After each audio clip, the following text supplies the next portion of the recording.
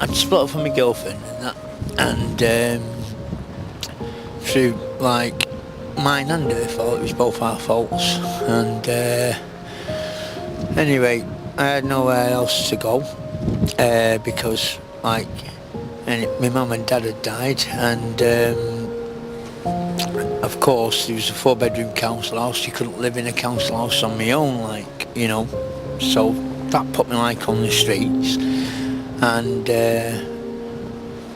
then just 2 years in July, my son was murdered, and that made the gap even bigger between like me and my missus, and of course like I've been given all the blame for it, but you know, it's not going to change out. But the reason why I'm on the streets is like I won't go in one of the hostels because the hostels are like they're full, and they're mainly full of people you don't want to live with. Do you know, like you've got like bullies and things like that in there, so I can't live with them people. So do you prefer living on the streets rather than in sheltered accommodation?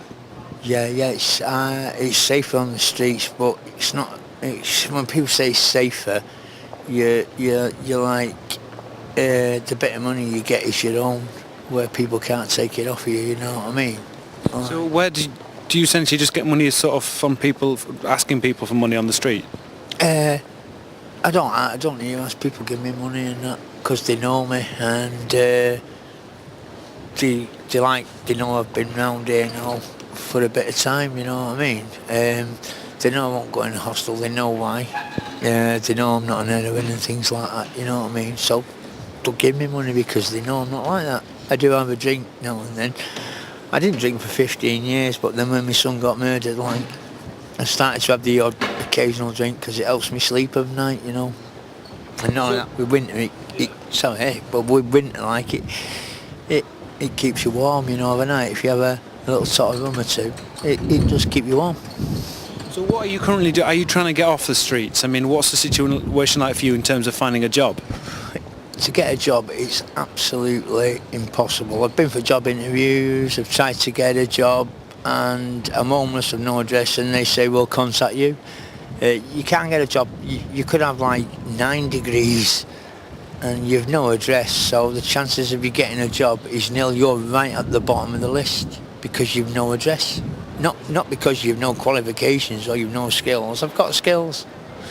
So it's a bit of a vicious circle, really. I mean, if you went to a hostel, couldn't that be classed as your address? No, because then you'd have to pay the money for a hostel. And the money for a hostel, you see, you get housing benefit if you go into a hostel. They pay the hostel around £200 odd. And then you have to pay out your money about another 70 quid. But you don't have any money. No, but that's what you'd have to pay. But if you were on benefits, yeah, that's what you'd get with a hostel. So if you get a job, yeah, and you were working, you'd have to pay the housing benefit as well as the only money. And it's just impossible to do that. So what about homeless charities? Have you ever received any help off them? The odd cup of tea and a sandwich, that's it.